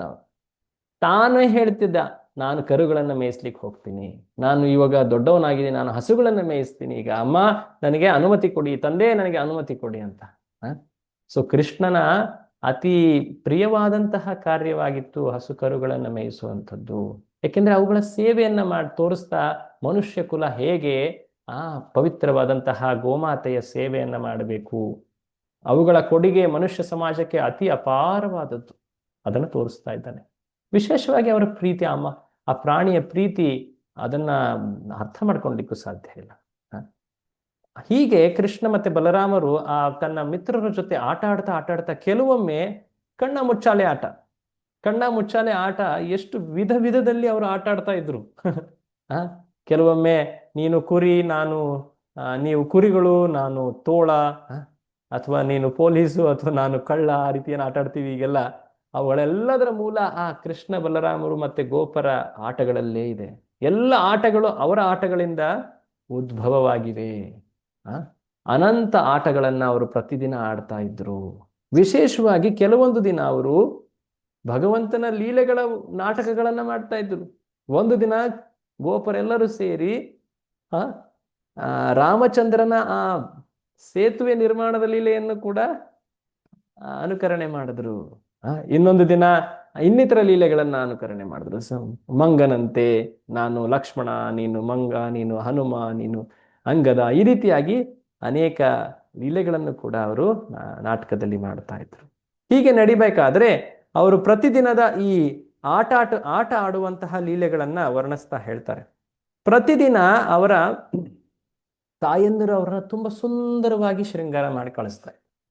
ಆದ್ರೆ ಕಾಡಿಗೆ ಹೋದ ತಕ್ಷಣ ಅವರೆಲ್ಲರೂ ಕೂಡ ಇನ್ನೂ ವಿಶೇಷವಾಗಿ ಅಲಂಕೃತರಾಗ್ಲಿಕ್ಕೆ ಅಲ್ಲಿದ್ದಂತಹ ಎಲೆಗಳು, ಹಣ್ಣುಗಳು, ಹೂವುಗಳು, ಅದಲ್ಲದೆ ತುಂಬಾ ವಿಧವಾದಂತಹ ಕಲ್ಲುಗಳ ಬರಹವನ್ನೇ, ಚಿತ್ರ ವರ್ಣದ ಕಲ್ಲುಗಳು, ಒಂದು ರೀತಿ ಖನಿಜಗಳು, ಅವುಗಳಿಂದ ಅವರು ತಮ್ಮ ಮುಖವನ್ನ ಶೃಂಗಾರ ಮಾಡ್ತಾ ಇದ್ರು. ಕೃಷ್ಣನೇ ವಿಶೇಷವಾಗಿ ಅವರು ಶೃಂಗಾರ ಮಾಡ್ತಾ ಇದ್ರು. ಕೃಷ್ಣನಿಗೋಸ್ಕರ ವಿಶೇಷವಾದಂತಹ ಹೂವುಗಳಿಂದ ವನ್ಯಸ್ರಜೆ ಅಂತ ಹೇಳ್ತಾರೆ. ಅಂದ್ರೆ ವನ ಪುಷ್ಪಗಳಿಂದ ಕೃಷ್ಣನಿಗೆ ಹಾರವನ್ನ ಮಾಡ್ತಾ ಇದ್ರು. ಅನೇಕ ರೀತಿಯ ತುಂಬಾ ಸುಂದರವಾದಂತಹ ಶೃಂಗಾರ. ಸಾಮಾನ್ಯವಾಗಿ ವೈಕುಂಠದಲ್ಲಿ ವಿಷ್ಣುವಿಗೆ ಅತಿ ಅದ್ಧೂರಿಯಾದಂತಹ, ಅತಿ ದುಬಾರಿಯಾದಂತಹ, ಅತಿ ವೈಭವಯುತವಾದಂತಹ ಆಭರಣಗಳನ್ನ ಅಲ್ಲಿ ವಿಷ್ಣುವಿಗೆ ಅರ್ಪಿಸ್ತಾರೆ. ಚಿನ್ನ, ರತ್ನ, ಅನೇಕ ರತ್ನಗಳಿಂದ ರತ್ನಖಚಿತವಾದಂತಹ ಸ್ವರ್ಣ ಕುಂಡಲಗಳನ್ನು ಅರ್ಪಿಸ್ತಾರೆ ಅದನ್ನ. ಆದರೆ ವೃಂದಾವನದಲ್ಲಿ ಕೃಷ್ಣನಿಗೆ ಅತಿ ನೈಸರ್ಗಿಕವಾದಂತಹ, ತುಂಬಾ ಪ್ರಕೃತಿಯಲ್ಲಿ ಸಿಗುವಂತಹ ವಸ್ತುಗಳು, ಆದ್ರೆ ತುಂಬಾ ಸುಂದರವಾಗಿಯೇ ಕೃಷ್ಣನನ್ನ ಶೃಂಗಾರ ಮಾಡ್ತಾ ಇದ್ರು. ವಿಶೇಷವಾಗಿ ಕೃಷ್ಣ ಕೆಲವೊಮ್ಮೆ ನದಿಯ ಆ ಕಡೆ ತೀರಗಳಲ್ಲಿ ಅಥವಾ ವೃಂದಾವನದ ಸ್ವಲ್ಪ ಕೊನೆ ಭಾಗಗಳಿಗೆ ಹೋಗಿ ಅವನು ಅಲ್ಲಿ ನಿಲ್ತಾ ಇದ್ದ. ಆಗ ಎಲ್ಲ ಗೋಪಬಾಲಕರು, ಓ ಕೃಷ್ಣ ಅಲ್ಲಿದ್ದಾನೆ, ಅವನನ್ನ ನಾವು ಫಸ್ಟ್ ಮುಟ್ಟೋಣ ಅಂತ ಹೇಳಿ ಅಹಂ ಪೂರ್ವಂ ಇತಿ ಸಂಸ್ಪೃಶ್ಯ ರೇಮಿರೇ. ಆ, ಕೃಷ್ಣ ಯಾವಾಗ ತುಂಬಾ ದೂರ ಹೋಗ್ತಾ ಇದ್ನೋ ವನವನ್ನ ನೋಡ್ಲಿಕ್ಕೆ ಅಂತ, ಆಗ ಈ ಗೋಪಬಾಲಕರೆಲ್ಲ ನಾನು ಮೊದಲು ಕೃಷ್ಣನನ್ನ ಮೂಡ್ತೀನಿ ಅಂತ ಕಾಂಪಿಟೇಷನ್ ನಲ್ಲಿ, ಸ್ಪರ್ಧೆಯಲ್ಲಿ ಅವರು ಓಡ್ತಾ ಇದ್ರು. ಅನೇಕ ರೀತಿಯಲ್ಲಿ ಅವರು ಕಾರ್ಯಗಳನ್ನ ಮಾಡ್ತಾ ಇದ್ರು. ಏನ್ ಮಾಡ್ತಾ ಇದ್ರು? ಕೆಲವೊಮ್ಮೆ ಅವರು ಆ ಆ ಕಾಡಿನಲ್ಲಿ ಸಿಗುವಂತಹ ಮರದ ಕೊಂಬೆಗಳಿಂದ ಆ ಆ, ಪಿಳ್ಳಂಗೋವಿ ಅಥವಾ ಕೊಳಲು ಅಥವಾ ವೇಣು ಅದನ್ನ ಮಾಡ್ತಾ ಇದ್ರು. ಪ್ರತಿಯೊಬ್ಬ ಗೋಪ ಬಾಲಕರ ಹತ್ರ ಒಂದು ಊದೋ ಪೀಪಿ, ಪಿಳ್ಳಂಗೋವಿ, ವೇಣು ಇರ್ತಾ ಇತ್ತು. ವಿಶೇಷವಾಗಿ ಕೃಷ್ಣನ ಹತ್ರ ತುಂಬಾ ವಿಶೇಷವಾದ ಮುರಳಿ ಎಲ್ಲ ವಿಶೇಷವಾದವಿರ್ತಾ ಇದ್ವು. ಅದಲ್ದೇನೆ ಅವರು ಹತ್ತಿರದಲ್ಲಿ ಇದ್ದಂತಹ ಅನೇಕ ಜೀವ ಜಂತುಗಳು, ಗುಯ್ ಅಂತ ಆಡುವಂತಹ ಆ ಜೇನುದುಂಬಿ ಆಗಿರಬಹುದು, ಅಥವಾ ಅಲ್ಲಿರುವಂತಹ ಏನ್ ಹೇಳ್ತಾರೆ ಅನೇಕ ವನ್ಯಜೀವಿಗಳು, ಅವುಗಳ ನಕಲನ್ನ ಮಾಡ್ತಾರೆ. ಹಂಸಗಳು, ಕಪ್ಪೆಗಳು, ಆ ರೀತಿ ಜಿಂಕೆಗಳು, ಅನೇಕ ಜೀವಿಗಳ ಅಥವಾ ಕೋಗಿಲೆಯಂತೆ ಅವರು ಕೂಡ ಕೂಗ್ತಾರೆ. ಕೆಲವೊಮ್ಮೆ ಆಟಾಡ್ತಾ ಒಬ್ರಿಗೊಬ್ರು ಎಷ್ಟು ನಗಾಡಿಸ್ತಾರೆ ಅಂದ್ರೆ, ಒಬ್ಬ ಹುಡುಗನ ಊಟದ ಬಾಕ್ಸ್ ಏನಿರ್ತಾ ಇತ್ತಲ್ವ, ಲಂಚ್ ಬಾಕ್ಸ್, ಅದನ್ನ ಏನೋ ಒಂದ್ ರೀತಿ ಕಾಣದೇನೆ ಅದನ್ನ ಬಚ್ಚಿಟ್ಬಿಡೋದು. ಆಗ ಆ ಹುಡುಗ ತುಂಬಾ ತಬ್ಬಿಬ್ಬಾಗಿ ಹುಡುಕ್ತಾ ಇರ್ಬೇಕಾದ್ರೆ ಆ ಊಟದ ಪೆಟ್ಟಿಗೆನ ಬಾಕ್ಸ್ನ ಇನ್ನೊಬ್ಬನ ಹತ್ರ ಎಸೆಯೋದು, ಆ ಹುಡುಗನನ್ನ ಒಂದ್ ರೀತಿಯಾಗಿ ಗೋಗರಿಸೋದು ಒಂದ್ ರೀತಿ. ಸೊ ಹೀಗೆ ಆ ಎಲ್ಲ ಗೋಪ ಬಾಲಕರು ಆಟ ಆಡ್ತಾ ಇದ್ರು. ಏನ್ ಈ ಜಗತ್ತಿನಲ್ಲಿ ನಾವು ತುಂಟಾಟಗಳು, ಮಕ್ಕಳಾಟಗಳು ಅಂತ ಏನು ಹೇಳ್ತೀವಿ, ಅದರ ಶುದ್ಧ ಅಭಿವ್ಯಕ್ತಿ ಅದನ್ನ ಆ ಕೃಷ್ಣನ ಕೇಂದ್ರವಾಗಿ ಇಟ್ಕೊಂಡು ಅವರೆಲ್ಲರೂ ಮಾಡ್ತಾ ಇದ್ರು. ಇದನ್ನ ಶುಕಮುನಿಗಳು ವರ್ಣನೆ ಮಾಡ್ತಾರೆ. ಅವ್ರು ಹೇಳ್ತಾರೆ, ಹೇಗೆ ಕೆಲವೊಮ್ಮೆ ಅವರು ಮರದ ಮೇಲಿದ್ದಂತಹ ಕೋತಿಗಳಂತೆ ಅವರು ಕೂಡ ವರ್ತನೆ ಮಾಡ್ತಾ ಇದ್ರು. ಕೋತಿಗಳ ತರ ಮುಖ ಮಾಡೋದು, ಕೋತಿಗಳ ತರ ರೆಂಬೆಯಿಂದ ಇನ್ನೊಂದು ರೆಂಬೆಗೆ ಜಿಗಿಯೋದು. ಅದಲ್ಲದೆ ಅಲ್ಲಿ ಹತ್ತಿರದಲ್ಲಿ ಇರುವಂತಹ ಹಂಸಗಳಂತೆ ಅವರು ಇದನ್ ಮಾಡೋದು, ಅಲ್ಲಿದ್ದಂತಹ ಕಪ್ಪೆಗಳಂತೆ, ಅಥವಾ ಕೆಲವೊಮ್ಮೆ ಬಾತುಕೋಳಿಗಳ ಪಕ್ಕದಲ್ಲಿ ಹೋಗಿ ಕುತ್ಕೊಂಡು ಶಾಂತವಾಗಿ ಹೀಗೆ ಕುತ್ಕೊಳ್ಳೋದು, ಆ ಬಾತುಕೋಳಿಗಳ ಸೌಂಡ್ ಮಾಡೋ ರೀತಿ ಅವುಗಳು ಕೂಡ ಮಾಡೋದು. ಸೊ ಹೀಗೆ ಕೆಲವೊಮ್ಮೆ ಅವು ಆ ಒಂದು ದೊಡ್ಡ ಬಾವಿ ಅಥವಾ ಏನಾದರೂ ಇದ್ರೆ ಅಲ್ಲಿ ಹೋಗಿ ಏನ್ ಹೇಳ್ತಾರೆ, ಪ್ರತಿಧ್ವನಿ, ಇಖೋ, ಅದು ಬರೋದನ್ನ ನೋಡಿ ಕೇಳಿ ತುಂಬಾ ಆನಂದದಲ್ಲಿ ಕೆಲವೊಮ್ಮೆ ಏನೋ ವಿಚಿತ್ರವಾಗಿ ಸೌಂಡ್ ಮಾಡೋದು, ಶಬ್ದ ಮಾಡೋದು, ಕೆಲವೊಮ್ಮೆ ಅವಾಚ್ಯ ಶಬ್ದಗಳಿಂದ ಬೈಯೋದು. ಈ ರೀತಿಯಾದಂತಹ ಕಾರ್ಯಗಳನ್ನು ಕೂಡ, ತುಂಟಾಟದ ಲೀಲೆಗಳನ್ನ ಗೋಪ ಬಾಲಕರು ಮಾಡ್ತಾರೆ. ಇವರ ಜೊತೆ ಕೃಷ್ಣ ಎಷ್ಟು ಆನಂದದಲ್ಲಿದ್ದ, ಅಬ್ಬಾ, ಆ ಆನಂದವನ್ನು ವರ್ಣಿಸ್ತಾರೆ ನಮ್ಮ ಶುಕಮುನಿಗಳು. ಹೇಳ್ತಾರೆ, ಈ ಗೋಪ ಬಾಲಕರ ಭಾಗ್ಯ ಏನು ಗೊತ್ತಾ, ಸಾಮಾನ್ಯ ಅಲ್ಲ. ಅವರು ಯಾರ ಜೊತೆ ಅವರು ಈ ಕಾರ್ಯಗಳನ್ನ ಮಾಡ್ತಾ ಇದ್ರು, ಯಾರಿಗೆ ಸಂತುಷ್ಟಿಯನ್ನ ನೀಡ್ತಾ ಇದ್ರು, ಇದನ್ನ ತಿಳ್ಕೊಳ್ಳಿ. ಇತ್ತಂ ಸತಾಂ ಬ್ರಹ್ಮ ಸುಖಾನುಭೂತ್ಯ ದಾಸ್ಯಂ ಗತಾನಾಂ ಪರದೈವತೇನ ಮಾಯಾಶ್ರಿತಾನಾಂ ನರದಾರಕೇಣ ಸಾಕಂ ವಿಜಹೃ ಕೃತ ಪುಣ್ಯ ಪುಂಜ. ಈ ಕೃಷ್ಣ ಏನಿದ್ದಾನೆ, ಇವನನ್ನ ಯೋಗಿಗಳು ಅಥವಾ ಜ್ಞಾನಿಗಳು ಬ್ರಹ್ಮ ಸುಖಕ್ಕೋಸ್ಕರ ಆರಾಧಿಸ್ತಾರೆ. ಬ್ರಹ್ಮ ಸುಖವನ್ನ ನೀಡುವಂತಹ ಆ ಬ್ರಹ್ಮ ಜ್ಯೋತಿಯ ಮೂಲ ಏನು? ಯೋಗಿಗಳು ಧ್ಯಾನಿಸುವಂತಹ ಹೃದಯದಲ್ಲಿರುವಂತಹ ಆ ಪರಮಾತ್ಮ ರೂಪ, ಪರದೈವತಃ ಇವನೇ. ಅಜ್ಞಾನಿಗಳು ಇವನನ್ನ ಸಾಮಾನ್ಯರಂತೆ ಕಾಣ್ತಾರೆ. ಆದರೆ ಈ ಗೋಪ ಬಾಲಕರು ಎಷ್ಟು ಪುಣ್ಯವಂತರು, ಎಷ್ಟು ಅವರಲ್ಲಿ ಭಾಗ್ಯ ಅನ್ನೋದು ನೋಡಿ, ಅವರ ಭಾಗ್ಯ ಅದ್ಭುತ ಭಾಗ್ಯ. ಸಾಕಂ ವಿಜಹೃ ಕೃತ ಪುಣ್ಯ ಪುಂಜ, ಎಣಿಸ್ಲಿಕ್ಕೆ ಆಗೋದಿಲ್ಲ, ವಿವರಿಸ್ಲಿಕ್ಕೂ ಆಗೋದಿಲ್ಲ ಅಂತ ಶುಕಮುನಿಗಳೇ ಅವರ ಮಹಿಮೆಯನ್ನ ಹಾಡ್ತಾರೆ. ಭಗವಂತನ ಲೀಲೆಯಲ್ಲಿರುವಂತಹ ಪ್ರತಿಯೊಬ್ಬ ಜೀವಿಯೂ ಕೂಡ ಆ ಮರವಾಗಿರಬಹುದು, ಅಥವಾ ಪ್ರಾಣಿ ಆಗಿರಬಹುದು, ಅಥವಾ ವ್ಯಕ್ತಿಗಳಾಗಿರಬಹುದು, ಭಗವಂತನ ತಂದೆ ತಾಯಿ ಪ್ರಿಯರು ಎಲ್ಲರೂ ಕೂಡ ಸಾಮಾನ್ಯರಲ್ಲ, ಮಹಾನ್ ಭಾಗ್ಯವಂತರು ಅವರು. ಭಗವಂತನ ಕೃಪೆ ಕಾರಣದಿಂದಾಗಿ ಆ ಲೀಲೆಗಳಲ್ಲಿ ಅವರು ಭಾಗವಹಿಸ್ತಾ ಇದ್ದಾರೆ. ಸೊ ಹೀಗೆ ಈ ರೀತಿಯಾಗಿ ಲೀಲೆಗಳು ನಡೀತಾ ಇದ್ದಾಗ ಒಂದು ದಿನ ಭಗವಂತನ ಲೀಲಾಶಕ್ತಿಯ ಆಯೋಜನೆಯಂತೆ ಇನ್ನೇನು ಊಟ ಮಾಡುವ ಸಮಯ ಬರ್ತಾ ಇದೆ, ಮಧ್ಯಾಹ್ನದ ಸಮಯ ಆಗ್ತಾ ಇದೆ ಎಂದಾಗ ಅಲ್ಲೊಬ್ಬ ವಿಚಿತ್ರವಾದಂತಹ ಒಂದು ರೂಪ ಕಾಣಸಿಗುತ್ತೆ. ಆ ವಿಚಿತ್ರ ರೂಪವನ್ನ ಕಂಡುಬಿಟ್ಟು ಎಲ್ಲ ಗೋಪಬಾಲಕರು ಹೇಳ್ತಾರೆ, ಅರೆ ಈ ವೃಂದಾವನದಲ್ಲಿ ಎಂದೂ ಈ ರೀತಿ ನಾವು ನೋಡೇ ಇರಲಿಲ್ಲ. ಏನದು ರೂಪ? ಆ ರೂಪ ಹೇಗಿತ್ತು ಅಂದ್ರೆ ಒಂದು ತುಂಬಾ ದೊಡ್ಡ ದೈತ್ಯ ಆಕಾರದ ಆ ಒಂದು ದೃಶ್ಯ ಅದು. ಆ ದೈತ್ಯ ಆಕಾರ ಹೊರರೂಪದಲ್ಲಿ ಹೇಗೆ ಕಾಣ್ತಾ ಇದೆ ಅಂದ್ರೆ ಒಂದು ದೊಡ್ಡ ಬಾಯಿ ಅಂತ ಕಾಣ್ತಾ ಇದೆ, ಬಾಯಿ. ಆ ಬಾಯಿಯ ಮೇಲ್ಭಾಗ, ತುದಿ ಏನ್ ಹೇಳ್ತಾರೆ, ತುಟಿ ಅಂತ ಏನ್ ಹೇಳ್ತಾರೆ, ಅದು ಆಲ್ಮೋಸ್ಟ್ ಅದು ಮೋಡಗಳನ್ನ ಟಚ್ ಮಾಡ್ತಾ ಇದೆ, ಸ್ಪರ್ಶಿಸ್ತಾ ಇದೆ. ಅದ ಕೆಳಭಾಗ ಅದು ಕೆಳಗಿನ ತುಟಿ ಅಂತ ಕಾಣ್ತಾ ಇದೆ. ಅದರ ಸುತ್ತ ತುಂಬಾ ಚೂಪಾಗಿ ನೇಗಿಲ ರೂಪದಲ್ಲಿರುವಂತಹ ತುಂಬಾ ಚೂಪಾದಂತಹ ಆಕೃತಿಗಳು ಕಾಣ್ತಾ ಇದ್ದಾವೆ. ನೋಡ್ಲಿಕ್ಕೆ ಅದು ಹಲ್ಲಿನ ರೂಪದಲ್ಲಿ ಕಾಣ್ತಾ ಇದೆ. ಒಳಗಡೆಯಿಂದ ತುಂಬಾ ಬಿಸಿಯಾದಂತಹ ಗಾಳಿ ಬರ್ತಾ ಇದೆ, ತುಂಬಾ ಬಿಸಿಯಾಗಿದೆ. ಹೊರಗಡೆ ಒಂದು ಕೆಂಪಾದಂತಹ ಒಂದು ನಾಲಿಗೆ ರೂಪದಲ್ಲಿ ಕಾಣ್ತಾ ಇರುವಂತಹ ಮೆತ್ತಗಿರುವಂತಹ ಉದ್ದದ ಒಂದು ಆಕೃತಿ ಕಾಣ್ತಾ ಇದೆ. ಒಂದು ದೈತ್ಯಾಕಾರ ಕಾಣ್ತಾ ಇದೆ, ಸುಮಾರು 8-9 ಮೈಲಿ ಉದ್ದ ಇರುವಂತಹ ಆಕಾರ. ಇದು ಯಾರು? ಅದು ಯಾರಾಗಿತ್ತು? ಆ ರೂಪದ ಹೆಸರೇ ಅಘಾಸುರ. ಅಘ ಅಂದ್ರೆ ಪಾಪ. ಅಘ ಸಂಸ್ಕೃತದ ಶಬ್ದ ಅಘ ಅಂದ್ರೆ ಪಾಪ. ಆ ಪಾಪದ ಮೂರ್ತಿ ಸ್ವರೂಪನಾಗಿದ್ದ ಈ ವ್ಯಕ್ತಿ ಅಘ ಅಸುರ. ಈತ ಯಾರು? ಆ ಪೂತನ ಭಗವಂತನಿಂದ ಉದ್ಧಾರಿತಲಾದ್ಲು. ಆ ಬಕಾಸುರ ಈಗಷ್ಟೇ ಅವನ ಲೀಲೆ ವರ್ಣನೆ ಆಗಿತ್ತು. ಇವರಿಬ್ಬರ ತಮ್ಮ ಇವನು. ನನ್ನ ಅಣ್ಣ, ನನ್ನ ಅಕ್ಕನನ್ನ ಕೊಂದಂತಹ ಈ ಬಾಲಕನನ್ನ ನಾನು ಬಿಡೋದಿಲ್ಲ. ಅಲ್ಲಿ ದೂರದಲ್ಲಿ ತುಂಬಾ ಹೊಳಿತಾ ಇರೋಂಥ ಕಣ್ಣುಗಳಲ್ಲಿ ಬೆಂಕಿ ಸ್ವರೂಪದಲ್ಲಿ ಕಣ್ಣು ಅದೇ ಹೊರಗಡೆ ಏನೋ ಬರ್ತಾ ಇದೆ, ಅದು ಕಣ್ಣಿನ ರೂಪದಲ್ಲಿ ಕಾಣ್ತಾ ಇದೆ. ಆ ಅಘಾಸುರ ಒಂದು ದೊಡ್ಡ ಹೆಬ್ಬಾವು, ಅಜಗರ ಅಂತ ಏನು ಹೇಳ್ತಾರೆ, ಆ ರೂಪದಲ್ಲಿ ಬಂದಿದ್ದಾನೆ. ನೋಡಿ, ಸರ್ಪಗಳು ತುಂಬಾ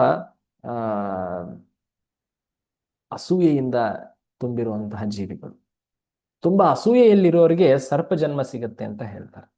ಅದರಲ್ಲೂ ಈ ಹೆಬ್ಬಾವು ಏನಿದೆಯಲ್ಲ, ಇದು ಬೇರೆ ಜೀವಿಗಳನ್ನ ಕೊಲ್ಲುವಂತಹ ವಿಧಾನ ಬಹಳ ದುಷ್ಟ.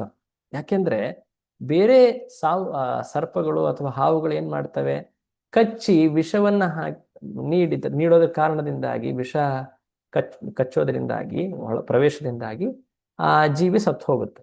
ಆ ಜೀವಿ ಕಣ್ಮುಂದೆ ಕಾಣುತ್ತೆ, ಬಟ್ ಅದು ಸತ್ತು ಬಿದ್ದಿದೆ ಅಂತ ಗೊತ್ತಾಗುತ್ತೆ. ಆದ್ರೆ ಈ ಹೆಬ್ಬಾವು ಅಥವಾ ಈ ಅಜಗರನ ಸಂದರ್ಭ ಸ್ವಲ್ಪ ವಿಶೇಷ. ಯಾರಾದ್ರೂ ಸ್ವಲ್ಪ ಗೆಸ್ ಮಾಡ್ತೀರಾ? ಹೇಗೆ ಈ ಹೆಬ್ಬಾವು ಬಹಳ ಕ್ರೂರ ಅಂತ? ಬಾವು ನುಂಗು ಬಿಡುತ್ತೆ. ಆ ಜೀವಿಯ ಶರೀರವೂ ಸಿಗೋದಿಲ್ಲ. ಆ ಜೀವಿಯ ಶರೀರವನ್ನ, ಪೂರ್ತಿ ಶರೀರವನ್ನೇ ನುಂಗ್ಬಿಟ್ಟು ಆನಂತರ ಆ ಹಾವು ತುಂಬಾ ಒಂದ್ ರೀತಿ ತನ್ನ ಹೊಟ್ಟೆಯನ್ನ ಹಿಂಡಿ ಆ ಒಳಗಿರುವಂತಹ ಜೀವಿಯನ್ನ ಪುಡಿ ಪುಡಿ ಮಾಡಿ, ನಂತರ ಕೆಲವೊಮ್ಮೆ ಎಲ್ಲ ಜೀರ್ಣ ಆದ್ಮೇಲೆ ಮೂಳೆಗಳನ್ನ ಉಗುಳುತ್ತೆ. ಕೆಲವೊಮ್ಮೆ ಅದನ್ನು ಇಲ್ಲ. ಅಂದ್ರೆ ಆ ಜೀವಿಯ ಗೊತ್ತೇ ಆಗೋದಿಲ್ಲ ಎಲ್ಲೋಯ್ತು ಆ ಜೀವಿ ಅಂತ. ಪೂರ್ತಿ ಅಸ್ತಿತ್ವವೇ ಕಾಣೋದಿಲ್ಲ.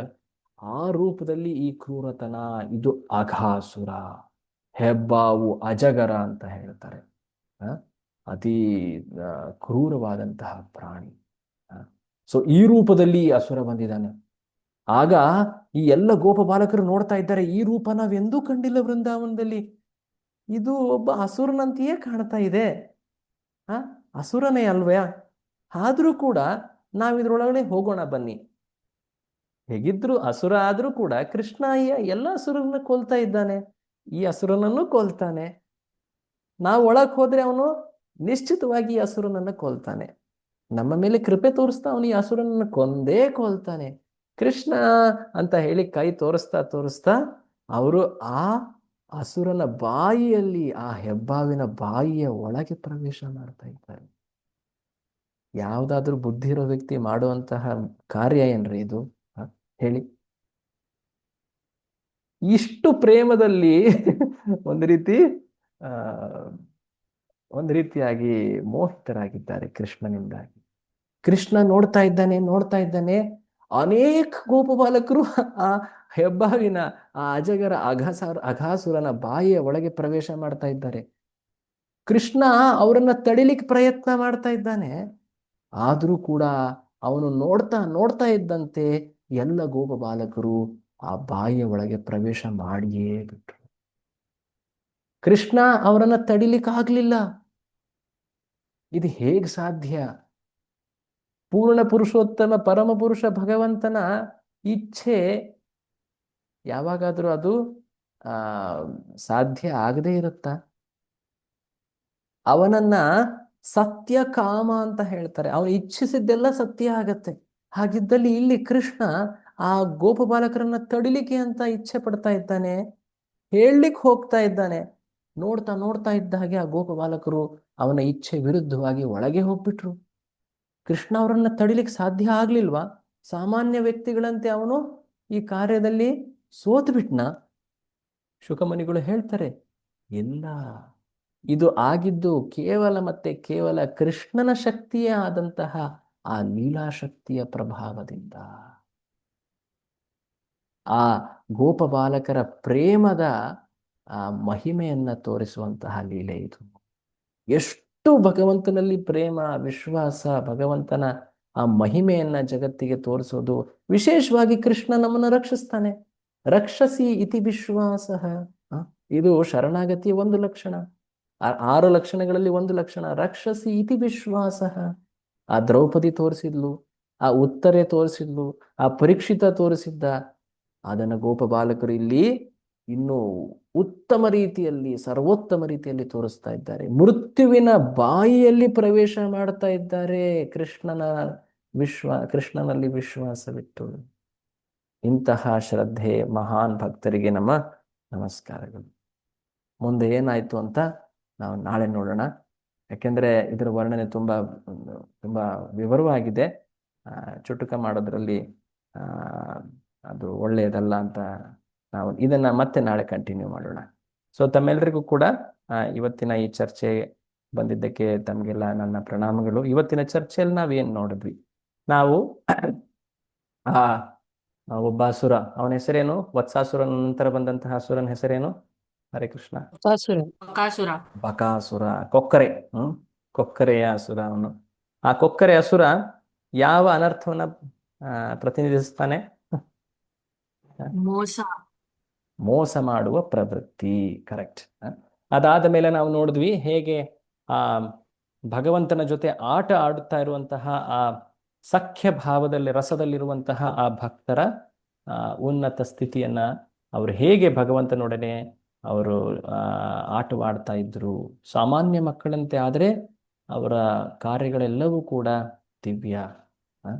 ಇದನ್ನು ನಾವು ಕಂಡ್ವಿ. ಅವರ ಮಹಿಮೆಯನ್ನ ತೋರಿಸುವಂತಹ ಒಂದು ಉತ್ಕೃಷ್ಟವಾದಂತಹ ಲೀಲೆ ಇಲ್ಲಿ.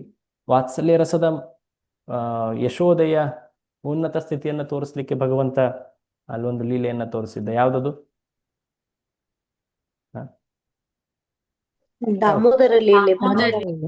ಇಲ್ಲಿ ಸಖ್ಯರಸ.